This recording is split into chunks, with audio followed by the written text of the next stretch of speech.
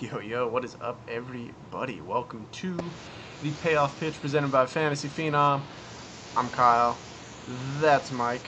Here to recap Monday's 13 games, 12-game main, and look forward to Tuesday's 15-game main slate. Yes, sir. What's happening? We're back. Yes, sir. 15 game as usual, like on a Tuesday. So let's get some Phenom cashing, just like we saw tonight. Yes, sir. Keep the momentum moving. So, as per typical, is Mondays. Literally, so if you were in the lock show, I was joking earlier. I think it was Josh that said something. He's like, "Oh, it's a Monday," and I was like, "Oh shit, it is, huh?" And I said a joke. I was like, "Watch, just because it's a Monday, Jordan Zimmerman's gonna end up being the best pitcher on the slate." Yeah, I think at that point we probably should have realized that it was Monday and just kind of closed the computer and took a step back. But I'm glad I played light today, man. I just, I liked the slate. I'm glad I made the switch to Lester. That gave me a fucking chance, because if I had stayed on the colors, I wasn't even near the cash line. Unfortunately, my Texas stack didn't do anything. That kind of hurt. And the Cubs stack I had didn't do enough. So I didn't cash on the main. And it's okay. I only played a $12 and a $40 single entry. So definitely lowered my buy-in today. But I'm back at it tomorrow. I love tomorrow's slate a lot more. I mean, we talk about our process being kind of a funnel, starting with this show the night before, where we kind of touch on the pitchers and, kind of the teams as a whole on the surface, looking at the slate and what their matchups are. We should have known right off the bat that this was going to be a wacky day.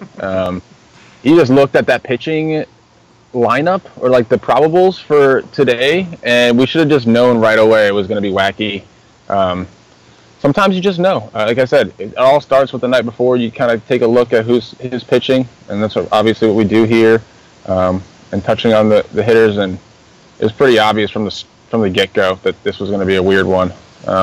Yeah, sure. Also, my lock of the day at pitcher was Brent Suter, who got me 5 DraftKings points. So, missed on that one.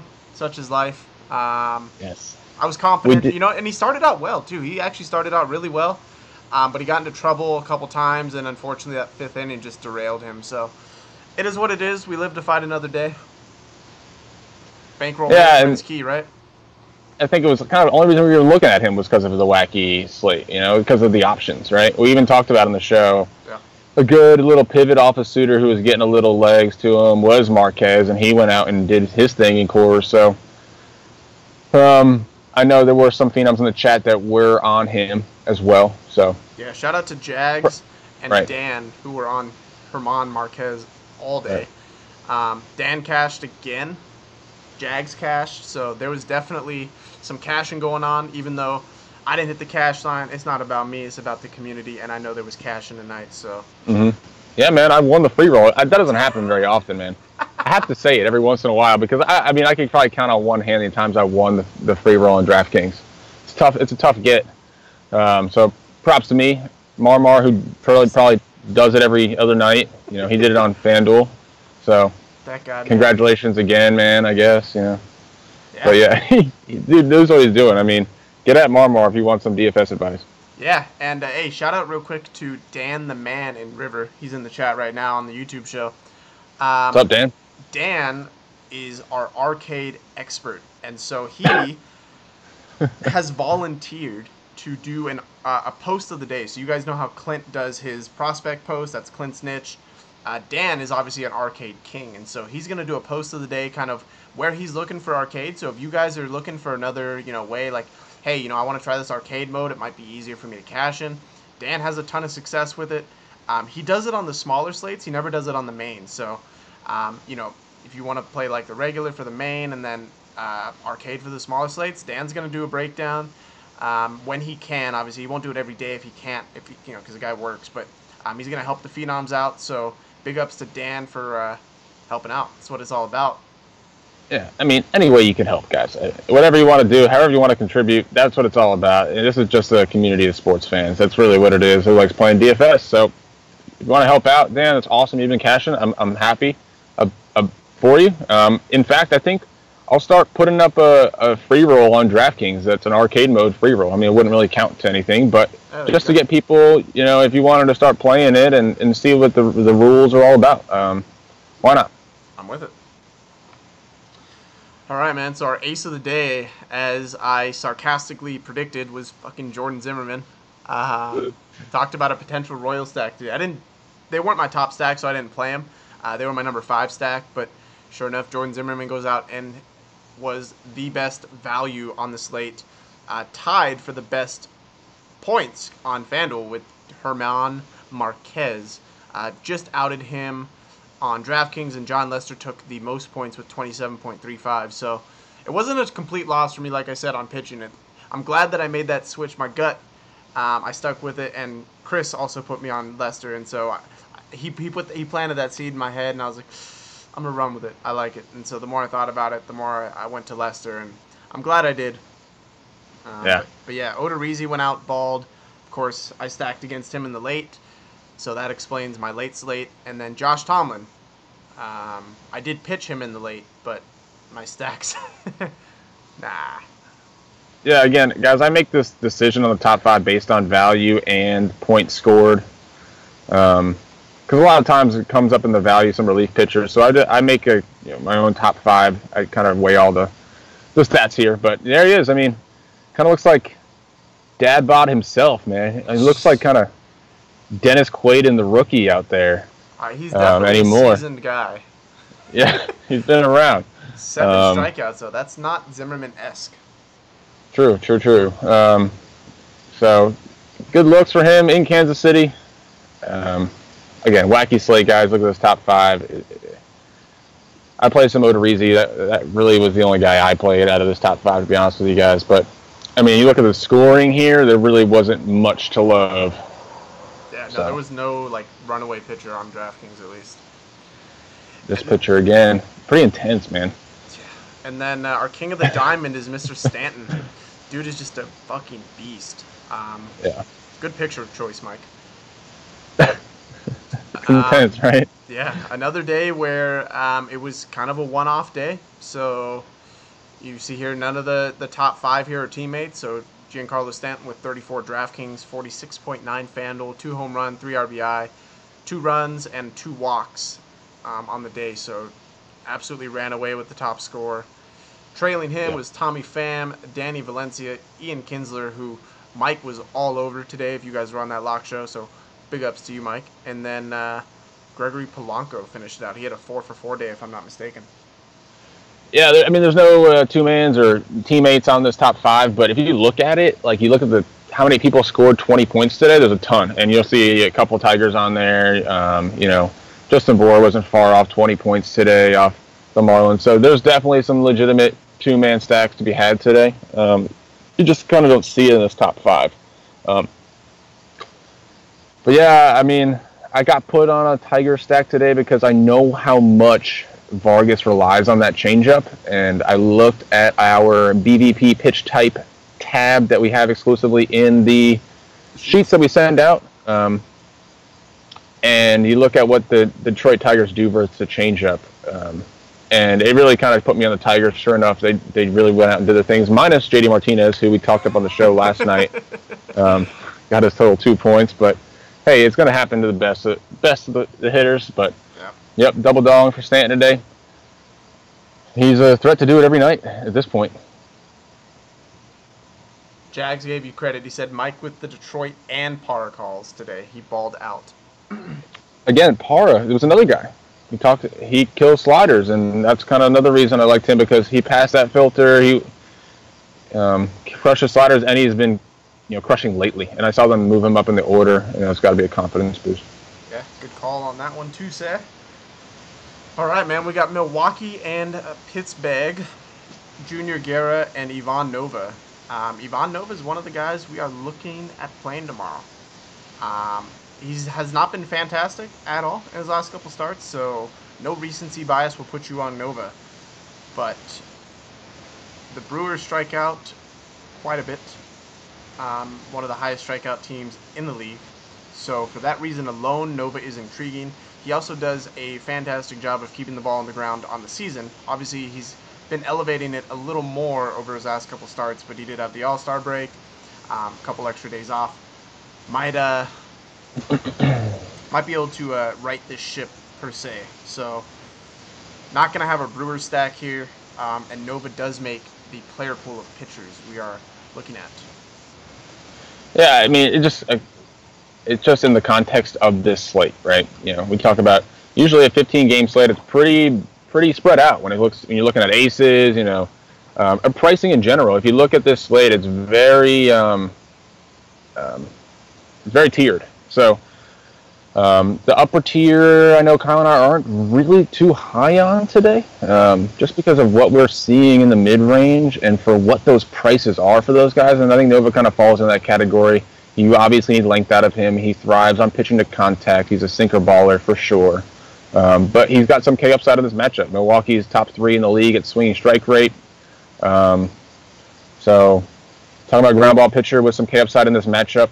If he can go 7-8 innings, that's one of the benchmarks that we talk about. 7 innings, 7 Ks. So absolutely, I'm with you. I think it's interesting. Yeah. And then a Pirate stack is interesting as well.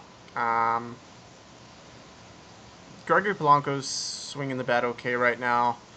McCutcheon's kind of cooling off. Josh Bell still swinging the bat well. So I think there's some maybe 2 or 3 man guys you can look at on Pittsburgh. I don't know if that's going to be the final spot we end up on a 15-game slate, but it is just worth mentioning that there are some options here. Yeah, and Guerra, you know, he's had a few flashes. So I know he's played really bad lately. His control's, you know, fallen off, but still. Another thing worth noting in that game we talked about on the Lock Show, the catchers, very bad at controlling base running. That's true. Yep, Francisco Cervelli. In that game. Actually, neither of those. Well, Vogt will probably not play tomorrow. He went down with an injury today. There was like a collision, I think, with Chad Kuhl. Hit him in the back of the head. Just straight fucking karate chopped his head. What a mean person. Now, so Sal Romano, he's not in our top 5, but he is worth mentioning. If you're trying to order a pizza, I would call him up. God damn it. Hit him up, dude. Pepperoni. Large. Let's get it going. Also worth mentioning. Lazy just brought this up. Marte is back tomorrow. At least he's eligible. Yeah. He was actually taking BP today, I think. Yeah. With the big club. He's got to be back. You start him if you have him on your fantasy team at least. But yeah, he'll probably be back. For what it's worth, he in his last AAA game, home run and a stolen base. So typical Marte. Yeah, for real. So I mean, if he's back, that's going to be a huge boost, and he's obviously been swinging the bat well coming into his rehab start. So maybe that gives a jolt of energy to this Pittsburgh team, man. It's gonna be interesting who they send down because Frazier's been done really well on base percentage wise, leading off or in the top of that order. Yeah, do you think they refresh my memory here because I can't remember? Was Marte leading off at all, or I thought he was in the 2 or 3? I don't know. I don't know what he was doing earlier this season. I think you're right. I think he was in the 2 or 3 hole. That's where he was last season, at least. Mm-hmm. I'm trying to remember. I wonder if what they'll do is move Harrison up to lead off, Marte to 2, and McCutcheon at 3. I think that's where they started the season, but everything's a lot's changed with that lineup, man. Yeah, exactly. So it is worth. I mean, that's going to be something to watch for sure. He's not cheap either. So I mean, for what that's worth, but. Mm-hmm. So what I was going to say with Sal, Mike, by no means is he an elite pitcher, but the Diamondbacks are that bad on the road, Mike. I can't drive this point home enough, man. If they go off tomorrow, they defy their season stats, but they're so fucking bad on the road. Jaime Garcia he just gave up 6 runs to the Giants and the Padres, and yet he went out and dominated the Diamondbacks. Their offense, I don't know what it is mindset-wise, but they're just not a good road team. Now, Romano by no means is a good pitcher, right? He's been up and down in the minors. He's up again because of injuries. But for 5,800 and 6K on FanDuel, I mean, I don't. Okay, so I'm not going to play him on FanDuel for 6K, but 5,800 is a super salary relief. Maybe if you're trying to get Kershaw, if you want to go that route. I'm just saying, I Hmm. think there's worse options. I don't know. Playing I'm gonna call him matchups. Pizza Boy. I guess that's what I'm feeling. Pizza Boy. I don't. I feel like I've seen the upside from Guerra in Pittsburgh to want to punt him over Romano. Okay. Let's put it that way. Yeah. But yeah, Arizona has scored the least amount of runs over the last 2 weeks than any team in baseball. Definitely a product of this road trip. They get Cincinnati, pitcher-friendly park, starting the series, and you know, yeah. You got whatever I say, just think the opposite at this point. It's late for Mike. I do these shows real late, but I'm extra energized today because it's Monday. I didn't work, so whatever. Yeah, but they get Pizza Boy, so I think it's a possibility that this team goes off. But I'm with you, man. I want to see it first. Their prices haven't come down enough, so yeah. But what's your thoughts on Ray tomorrow? That's where I was one of those three guys. Robbie Ray is mad interesting. Yes, he is. He's much better on the road, and it's not close. Cincinnati strikes out the most of any of their splits at home versus lefties, but they also have the most power far and away. I mean, their ISO at home versus lefties is 223. Their next closest is 193. So you're talking about a 30-point boost just at home versus lefties. But it's almost home run or nothing for them. Their hard contact is the worst actually at home versus lefties, and their ground ball rate is the highest at almost 50%. Yeah. So it's going to be a polarizing game. This is going to be one of those performances where Ray will either get blown up or he will go out and dominate. He won't get high ownership tomorrow because it's a Kershaw slate, so you have that working in your favor. But it's intriguing. I think me personally, I'm fading Kershaw tomorrow. I'll tell you that. I typically never ever pitch him. And the highest I think I'm going to go is Robbie Ray tomorrow. On DraftKings, at least, Robbie Ray is the second highest priced pitcher. He comes in $2,800 cheaper than Clayton Kershaw at $11,200. I've said it many times on this podcast or show or whatever you want to call it on the payoff pitch that I'm not a believer in Robbie Ray, so I'm going to have to stick by that. I know what he's been doing is unreal. He's top 8 in swinging strike rate, which is a stat I definitely think correlates to an elite pitcher. The top 8 currently in baseball: Chris Sale, Max Scherzer, Corey Kluber, Masahiro Tanaka, Jacob deGrom, Clayton Kershaw, Robbie Ray, Zach Greinke. That is a stat. I think if you look at a top 10 in any stat, you're not going to see something that correlative for pitching. So that is very, very worthy of noting. But however, if you look at his stats for fly ball percentage and hard contact percentage, there's got to be some regression coming. I mean, he's got a fly ball rate of over 40% and a hard contact rate of over 40%. When you talk about elite pitchers, those are two stats you don't generally see. He said home road, the curveball is its key addition that's making him do this. But I don't know. I'm just really not a fan of Robbie Ray in this ballpark with those fly ball hard contact rates. I just feel like there's some regression coming with him, man. I can get behind it. Like I said, I think it's going to go polar. It's going to go one of two ways, right? I don't think there's going to be a middle ground. So it's risky. Mm-hmm. Personally, right now in my initial line build, I don't have Robbie Ray. But I think that's the highest I would go. Now, here's a game I am particularly intrigued in for Tyson Ross. Again, I don't think anything that he's done this year puts you on Tyson Ross. He has an ERA of 5.33, so not great. His strikeouts are down. But when you look at what the Orioles do versus their pitches, let me show you. So Tyson Ross throws a slider. We know that's pretty much his pitch. Throws it almost 40% of the time. There is one Oriole in this projected lineup that hits it above average. Average is 0, right, on a weighted score. There is one Oriole that hits it above average, and it is Mark Trumbo. Every other Oriole in this lineup is below average at hitting the fastball, and some are blood red. You're talking over a -1 number, which is pretty significant. Now, the only concern I have with Tyson Ross is obviously fastball slider guy. His fastball has not been effective this year, and the Orioles have some batters that can make him pay for that. So there is risk involved in this, and a lot of risk. It's not a friendly pitcher's park, but for 6,400 on FanDuel, I'm gonna roll the dice on Tyson Ross tomorrow. So that's your guy that you kind of punting or paying down to, you think? Well, I have two guys right now that I'm paying down to for pitcher, and he's one of them. I'm gonna let you kind of got me. You solidified my other one, so I'll wait till we get there, and I'll let you just go on your little rant because I'm you're excited. But I don't know. This ballpark, it doesn't excite me with the pitching. He's a good prospect pitcher, man. I don't think we've seen the best start from Tyson Ross this season. I don't think it's even close.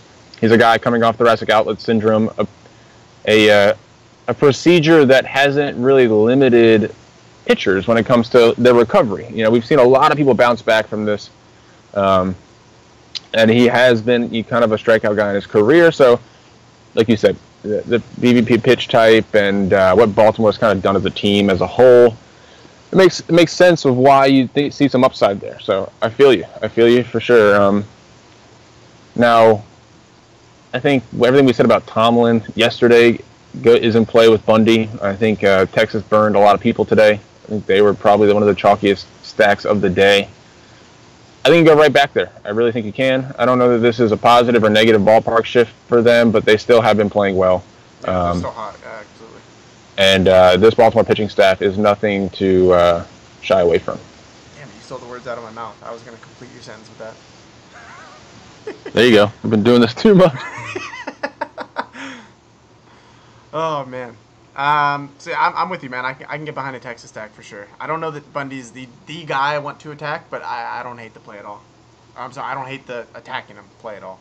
I hate the Bundy play, yes. Now, Philadelphia, Miami. Vince Velasquez makes his return today. We know he's had a home run problem this year before he got injured. And then we have Adam Conley, who also making a return and has been equally his ass. So, as odd as it is to think about stacking Phillies, I think there is consideration here.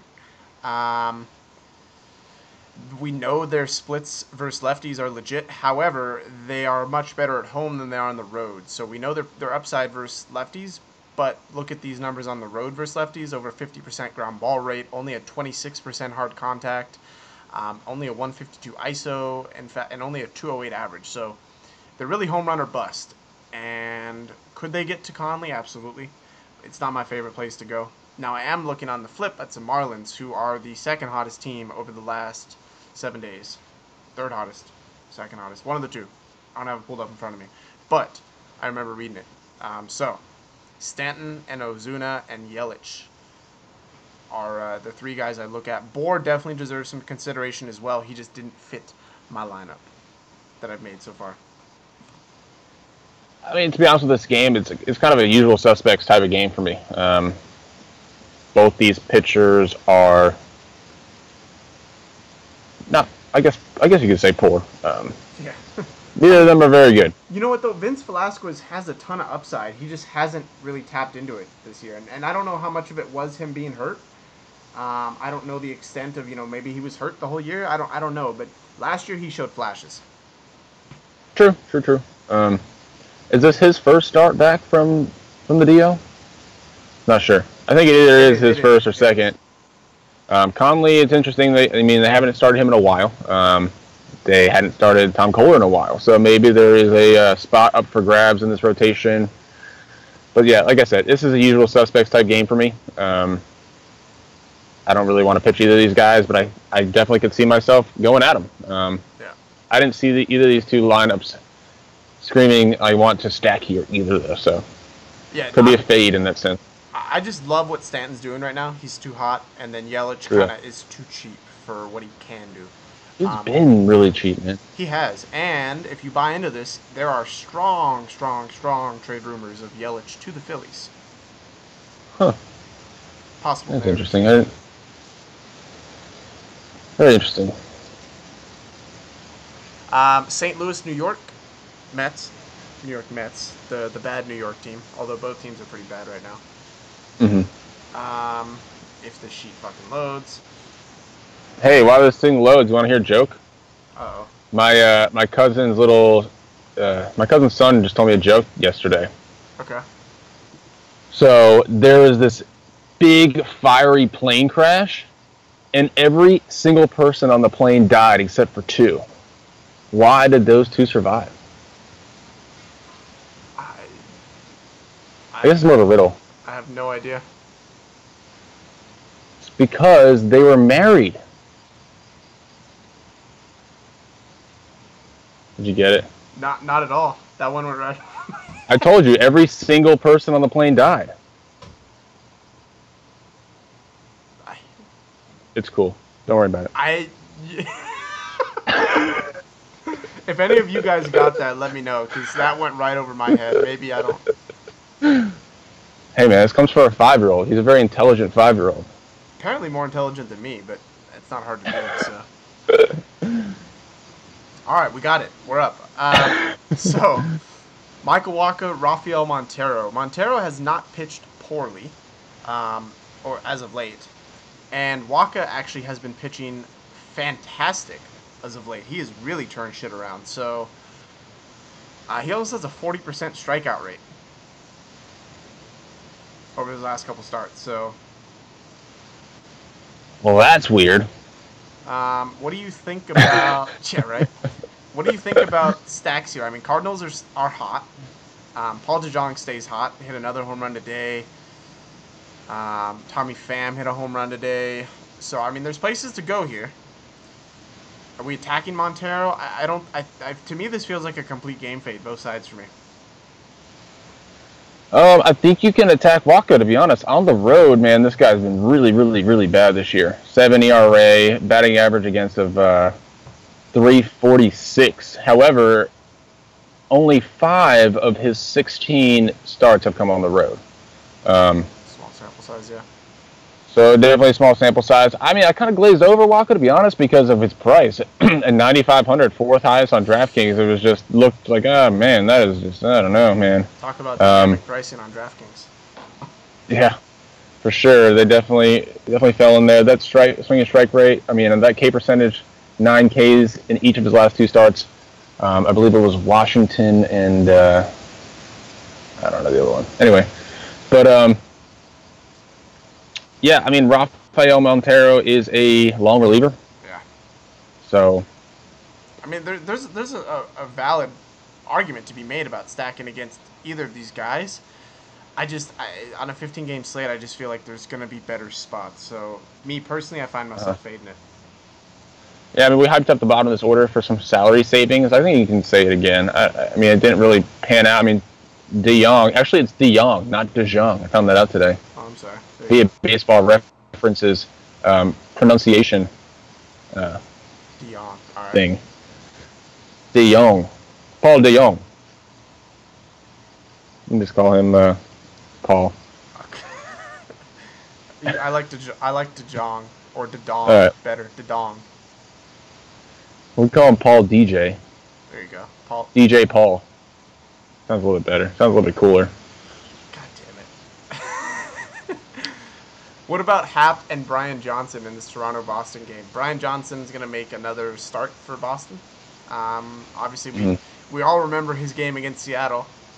That was kind of the highlight of his career so far. I believe his major league debut came against Toronto, or at least his first career start came against Toronto this season. Seattle, he pitched okay. I think it was Seattle, bro. I think that was the game we started. I think it was Toronto. All right, well maybe you're right, but maybe I just remember Seattle because that's when I played him. But yeah, I think that was it. I know he's been a spot starter for them all year. He hasn't really pitched back-to-back starts in like the rotation. I think that's kind of where he's at. This is going to be a spot start for him.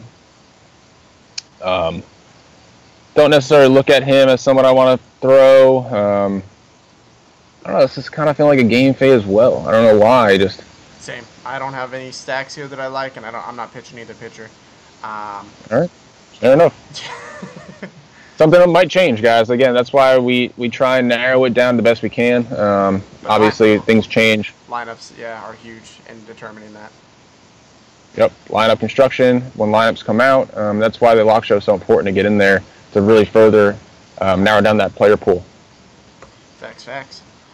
And not only that, but just getting the sheets and doing it on your own. I mean, that's huge. I mean, I feel like before we even go into the lock show, we hear in the chat, how everyone's been using the sheets to narrow down their player pool their own way.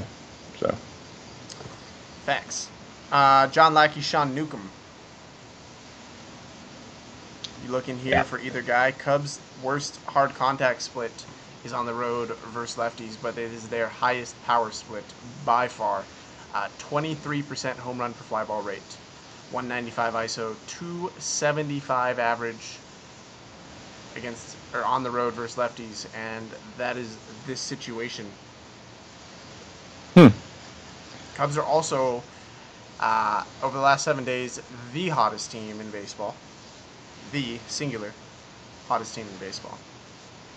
Yeah, the Cubs are a little bit of a letdown too with Texas. Kind of contributed to such low cash lines today, those two teams.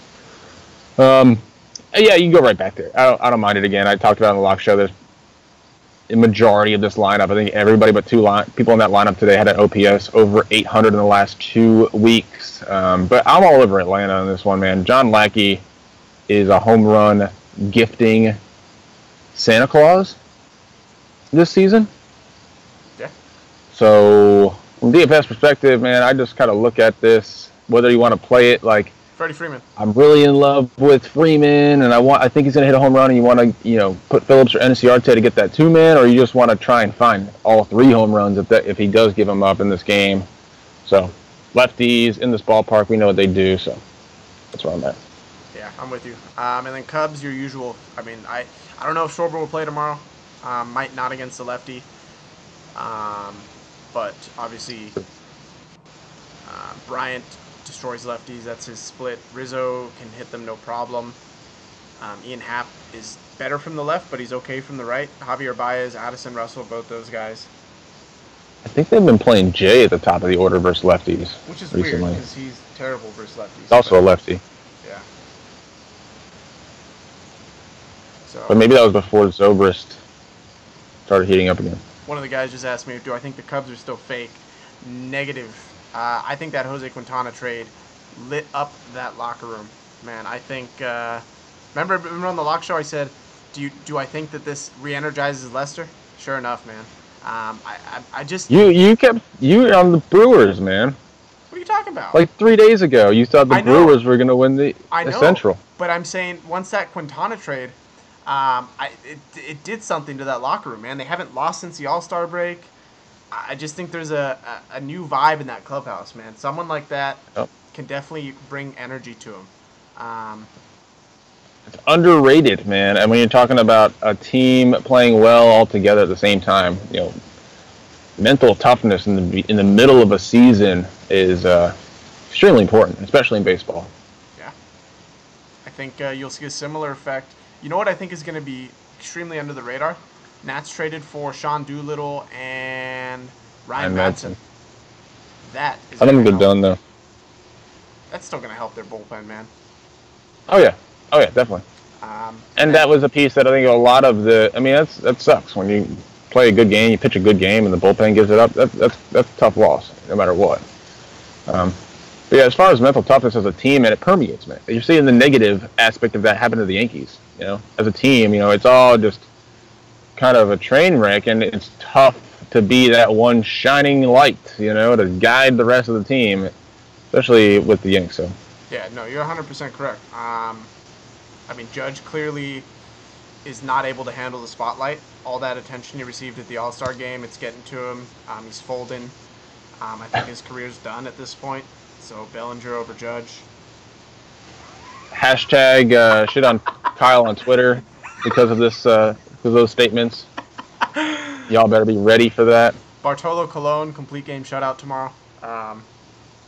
Yeah, so if you guys want to hear about me shitting on Kyle with these statements on the Yankees, follow me on Twitter. It'll be fun tomorrow. Promise. Me and Theo will team up. All right, fine. I can take it. Before we get to the Yankees, though, Los Angeles, Chicago. So speaking of Bellinger, They get Miguel Gonzalez, who has not been good at any point this year, and they get to face Clayton Kershaw. The White Sox do. Here's my concern with Kershaw. Chicago's best split is at home versus lefties, and it's not close. Highest ISO, highest home run per fly ball, lowest K percentage. We just know Chicago is one of the best power teams versus lefties. Now, Kershaw is not your normal lefty, and I'm not saying Chicago gets to him tomorrow, but for 14K, I just don't want to do it. I will not have Kershaw in any lines tomorrow. I rarely pay up for him as is. It just handicaps me too much, and the bats I want are not going to fit with Kershaw, so I shall be fading him.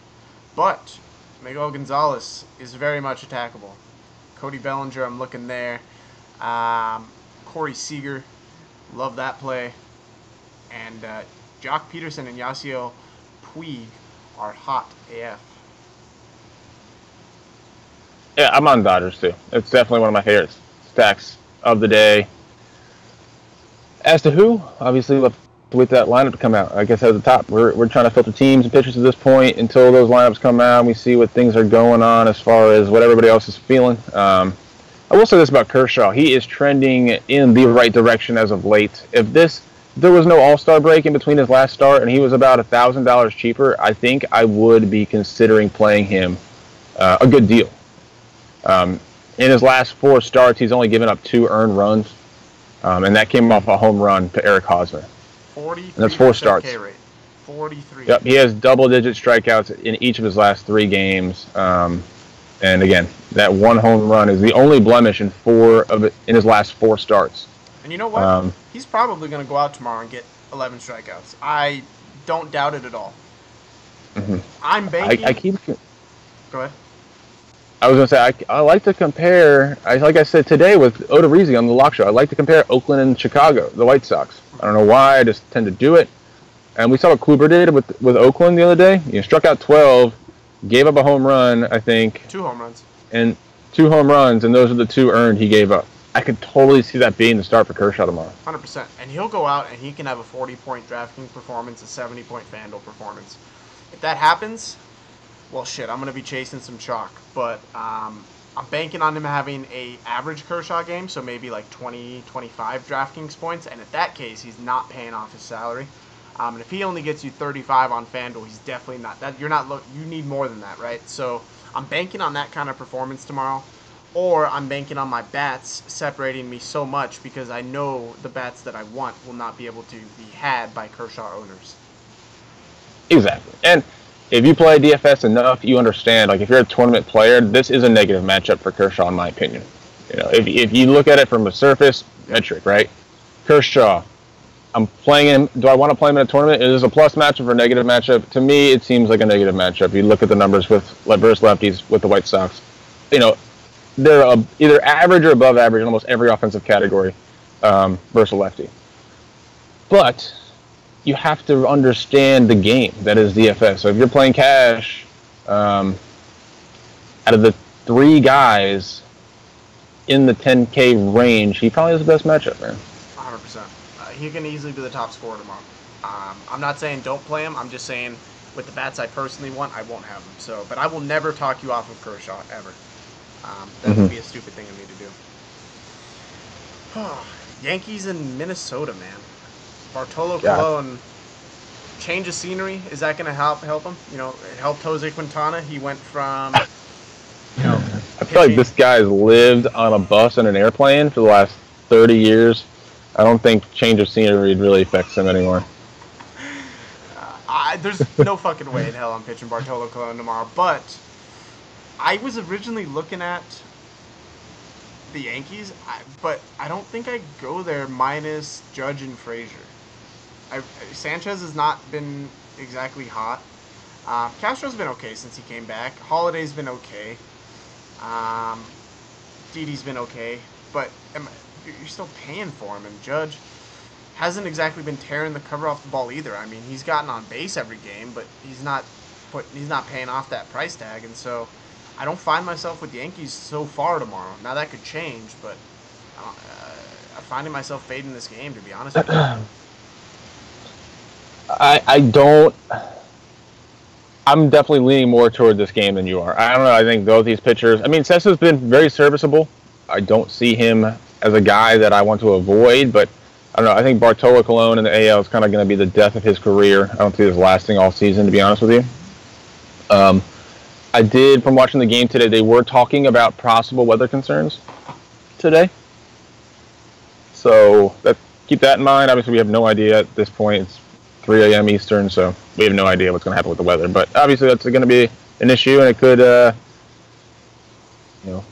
you know what? Make this a moot point. So I'm gonna take a step back here. The Yankees are not expensive, at least on DraftKings, and and FanDuel for that matter.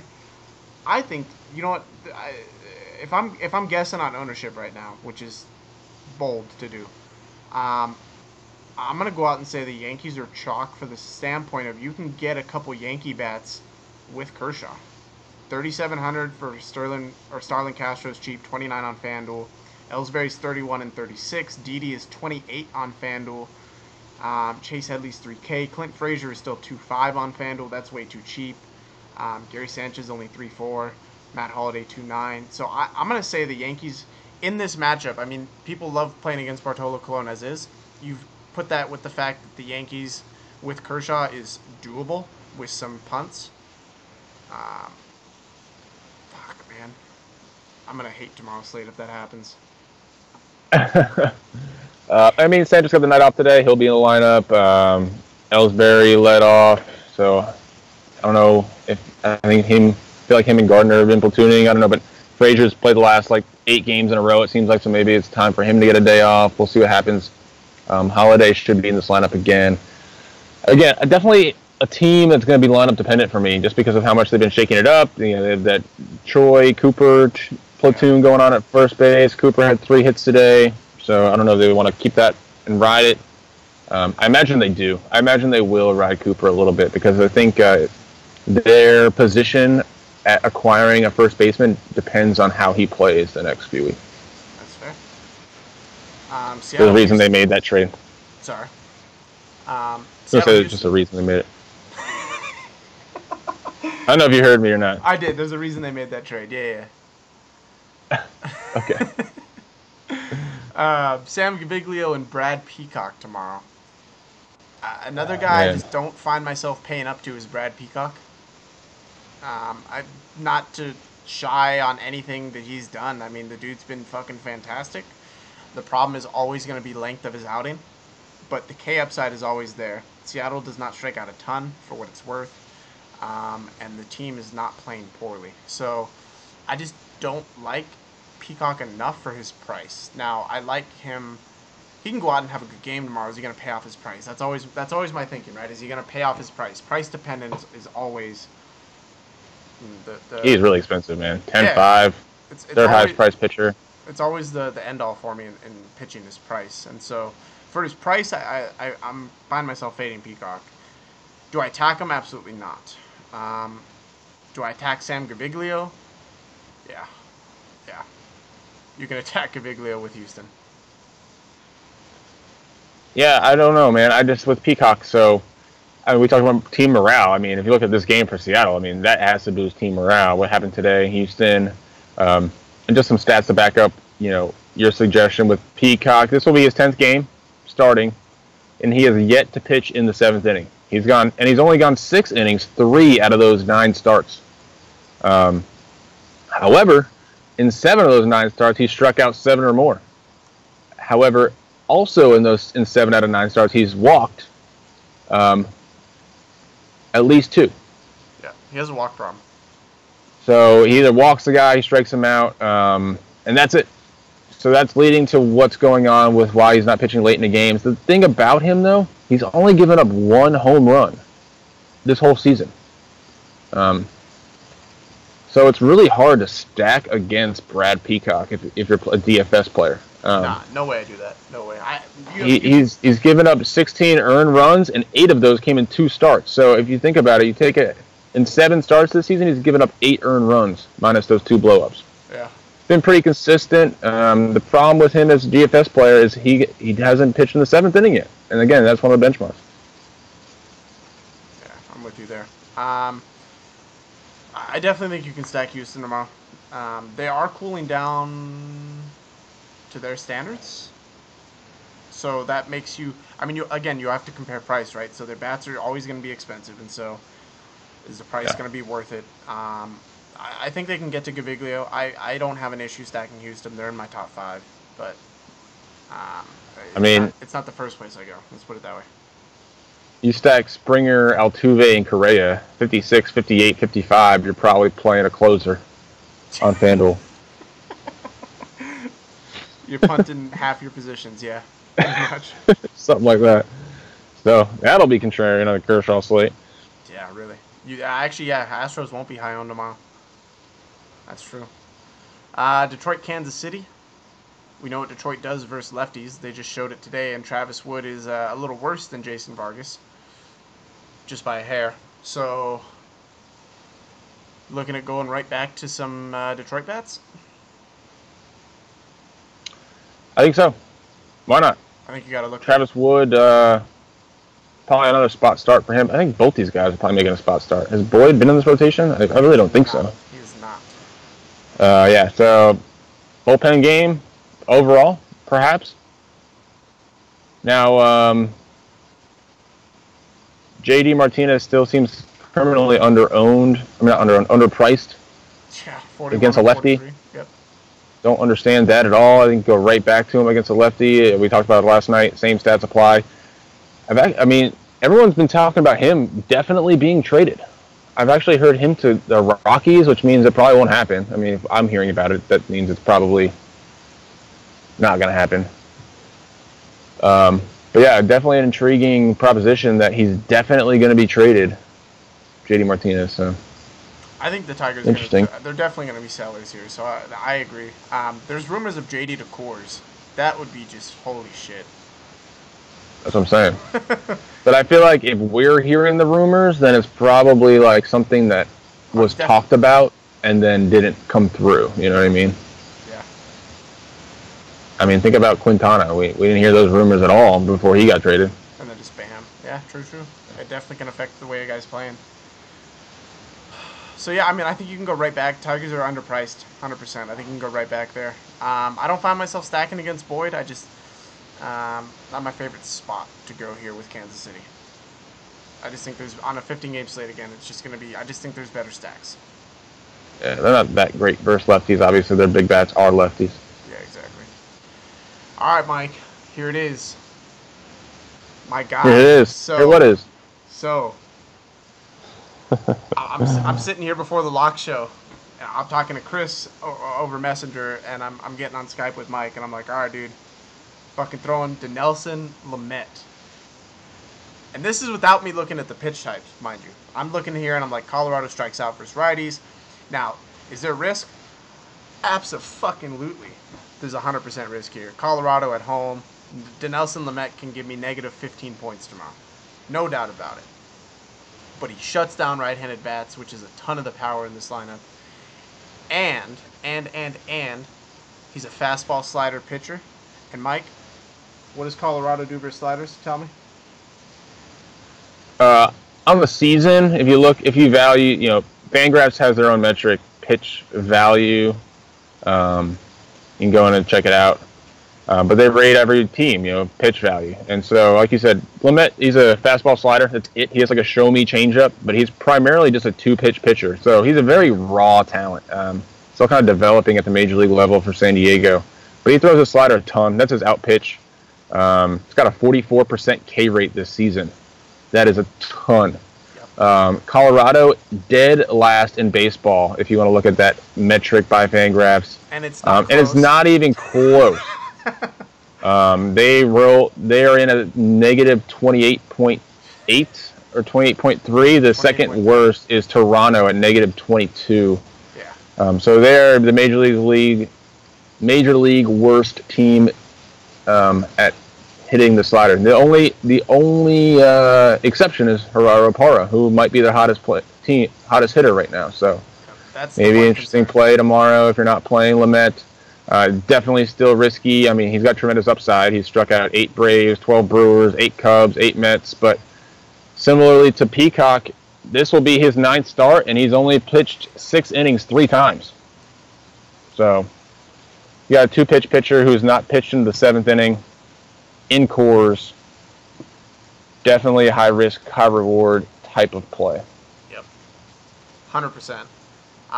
Now, the downside to Lamet, besides the fact that it's in Coors, is he's a fastball pitcher as well, and his fastball is below average, and the Rockies kill fastballs. So, when I say there's inherent risk, there's a shitload of risk. So, I'm counting on that slider being fucking crisp tomorrow, and Rockies just can't hit in it. But if I get a flat slider and that fastball's not working, I'll call it a night pretty early. Yeah, I mean, you also got to look at this lineup tomorrow. So, with a 2-pitch pitcher like Lamet, if you have a seasoned lineup, you would think, this would be the first time they're facing him, so I would say, first time through the order is, they would feel it out, but you would think if it's a 2-pitch pitcher, you just sit on the fastball. If they suck at hitting slider, just lay off it and wait for a fastball. So it definitely will depend on what this lineup looks like tomorrow, as far as, veteran or experience and things of that nature. Again, high risk, high reward play. 100%. Oh, I have a stat here I forgot to mention about Peacock. 3rd time through the order, he has pitched only 6 2/3 innings. So maybe he's made it to the 3rd time through the order. Let's say 6 of his 10 starts. Yep. He has a 12 ERA, a batting average against of 340, and a WOBA of 420. So maybe there's a reason why they don't let him pitch the 7th inning. That 3rd time through the order gets him. And we see that a lot with young pitchers. Yeah. Oh, man. This is one of my favorite pitchers, Blake Snell. He's just not materializing. Sad, man. I love this kid, man. I picked him up in my fantasy leagues 2 years in a row, and it's not working. So, man. But there's K upside, and the Oakland strikes out. They're not great versus lefties. At all. Even at home, they're not good versus lefties. So, there's K upside here, man. But, you know what? But who am I to say? Who am I to say it's crazy to play Snell when I'm playing fucking Lamet in Colorado? So, yeah, I mean, or Tyson Ross. I mean, I think. Yeah. I think Oakland is a plus matchup for sure, especially for a lefty. I mean, you see a lot of red there from their top bats, especially Lowry. He doesn't hit lefties at all. Chris Davis, look at that batting average, 172 versus a lefty in 71 plate appearances. The one guy that does well versus lefties is Ryan Healy. That's it. Yeah, so definitely a plus matchup in my opinion for him. Will he come to play? It's a roll of the dice, and I think if you're looking at this entire, slate as a whole from pitchers like we're doing currently, it's pretty obvious that we're not comfortable about any play. Similar like today.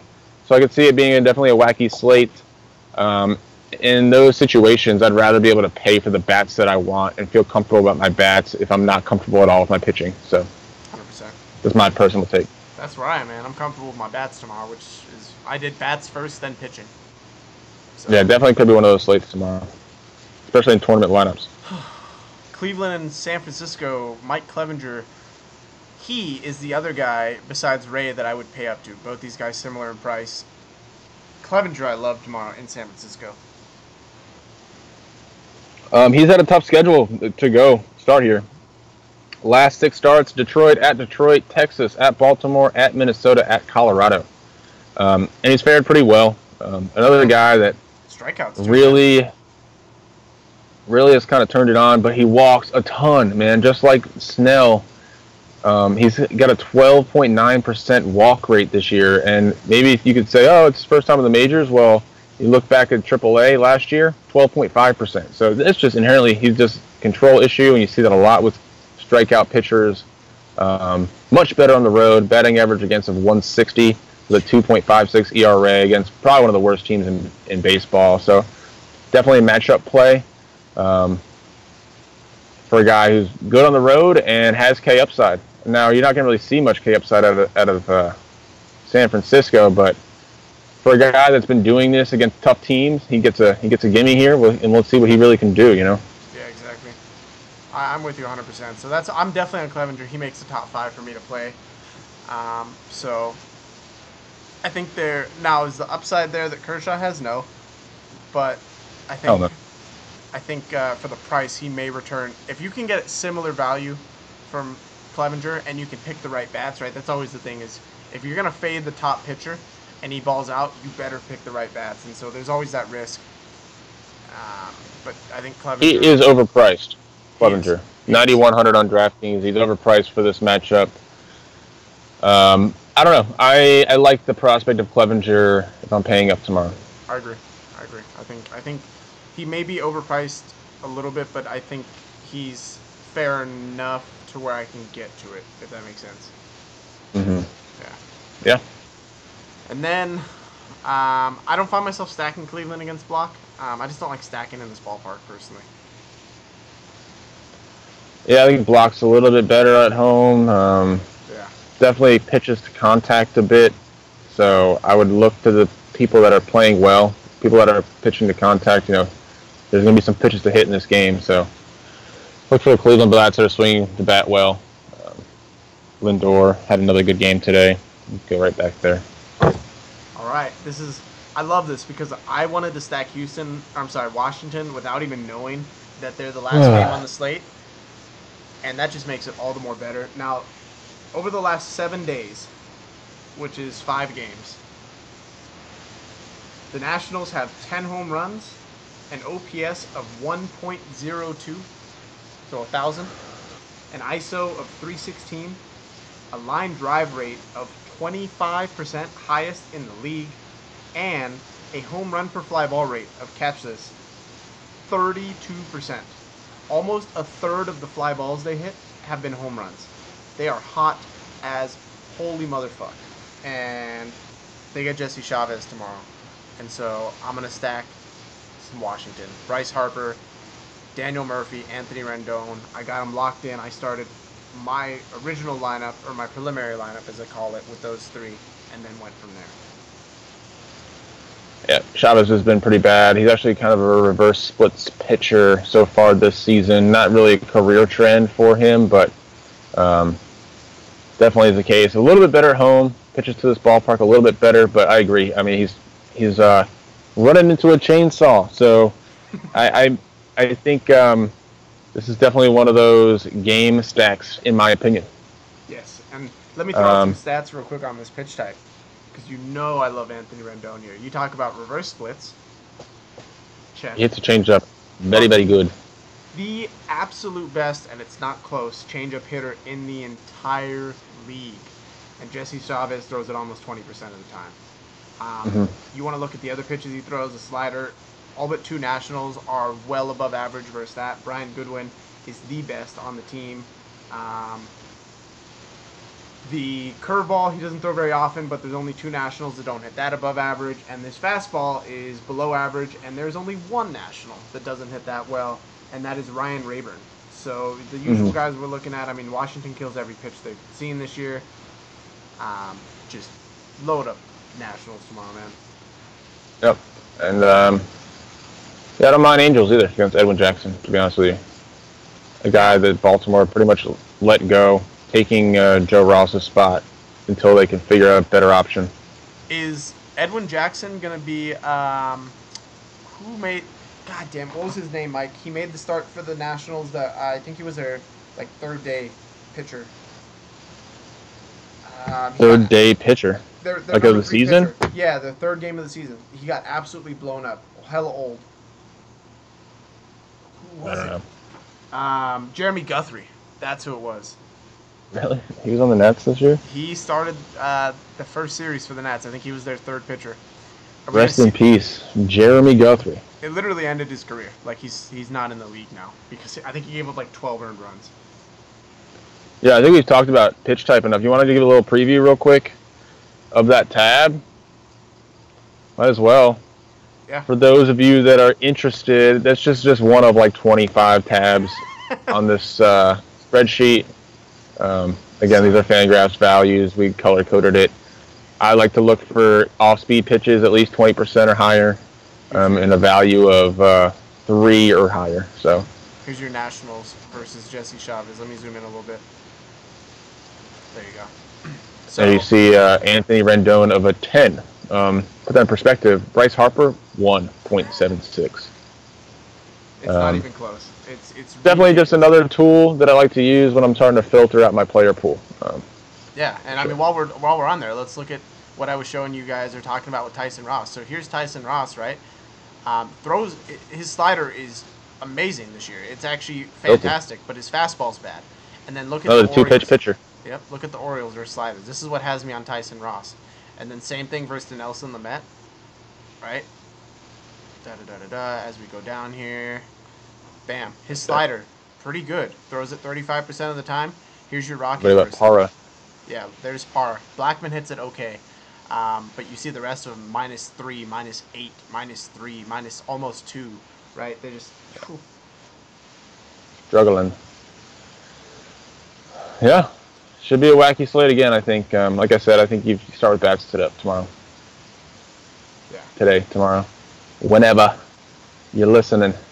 So, to recap, kind of where we're at on this big 15-game slate, our top 5 pitchers are Mr. Robbie Ray, Ivan Nova for the K upside, Tyson Ross, at least one of my personal favorites. I don't know if Mike will pitch him. Dinelson Lamet, another one of my personal favorites, and Mike Clevenger, I know we both agree on. Yep. Yeah, I think I'm on board with all of those, man. I think if I was paying up, I don't know, man. I think I would go Kershaw. I said Ray before we got on live, but I think I'm leaning more Kershaw. Think about it. If I'm going to pay up, like if I'm feeling frisky. But it's going to severely handicap what you do with your bets, so tough. 100%. It's going to depend on lineup construction, what sort of value comes out when these lineups release. So, and then tune in live at the Lock Show. Facts. Yeah, we'll be on the Lock Show tomorrow. 2 o'clock Pacific time. And then the bats, or the pitchers we're looking to attack, are Jesse Chavez with those nasty Nationals. The Detroit Tigers against Travis Wood. The Houston Astros against Sam Gaviglio. The Miami Marlins versus Vince Velasquez. And the Los Angeles Dodgers versus Miguel Gonzalez. Did I say that right? Tried with the accent. Yeah, and I'm high on the Braves too against Lackey. Okay. Give me all that. Yeah, he's definitely lacking some pitching stuff this year. He's bad. He's definitely bad. So yeah, that is where we are at, guys. As Mike said, we'll be back tomorrow in the Lock Show about 5 Eastern, 2 Pacific time. Give or take a couple minutes to get all the technicalities squared away. But we'll be live around that time. We'll have most of the lineups out, if not all of them, at that time. And then we will have full stacks of where we're looking. Individual plays, one-offs, things like that. Value plays, all the above, man. Really narrowing down the player pool then. Exactly. And then shout out again to my man Dan, that rhymed as well, for helping out the community. He's going to post when he can, so don't hound him, please. His arcade plays of the day, because he is the king of the arcade. This dude wins consistently. So if you want to help build your bankroll with another tactic, the arcade mode with Dan the Man is the way to go. Yeah, and to all the phenoms out there using these sheets, you guys are a huge part of this process. I mean, like I said, you watch the show, you look at the sheets, you build your own player pools, you lead into the Lock Show. Obviously, you guys are in the chat talking about what has led you to those plays, and we give you all those tools with the spreadsheet to come up with your own process, you know. So shout out to you guys, shitting on all the lineup sellers out there. That's right. And also, one more thing, I just got to throw this out. Shout out to Mr. Johnny Gore. He is your guys' lifesaver this week. as you guys know, I'm demoing a house from Thursday to Sunday. So Mike is going to help with the sheets on Thursday and update the lineups. Mr. Sidney will do Saturday. But as you guys know, Mike works the weekends. So Johnny has stepped up, and he is going to do Friday and Sunday for you guys. So if you guys see him in the chat, give him a thanks. He'll make sure all the lineups are updated and everything else updates by itself. Huge help to me as I have to step away for a couple days, obviously. We'll still have the night shows most likely, but there will not be a lock show those days, just a heads up again. Right, yeah. Kyle's got his Fisher-Price tool belt. He's got to do some work. Gotta have fun with it, man. Ripping out carpet, installing. We're literally tearing out the entire kitchen and putting a new one in because it's just the kitchen's not usable. So that's gonna be fun. Nice. That will be fun. So looking forward to it, man. Definitely going to be a lot of fun. So I appreciate you guys sticking with us again. Of course, if you guys are interested in joining the community, getting all this good information, the community vibes in that chat room, hit that link down below. Again, you get the free 7-day trial, so there's literally no risk involved. If you don't feel like it's for you, which if you don't, zero harm. I hope you guys stick with us on YouTube. Just cancel within 7 days. If you need help, I'll help you do that. Again, no hard feelings. It's not for everybody, but I think you'll enjoy it, and we'll make sure that you at least get the best out of those 7 days to make sure it's the right decision for you. Yes, sir. Check us out, guys. So, have a wonderful night, guys. Or morning when you're listening, and make it a profitable Tuesday. I want to see some of those cash-in lines tomorrow. Sir, salute to you guys. Have a good one.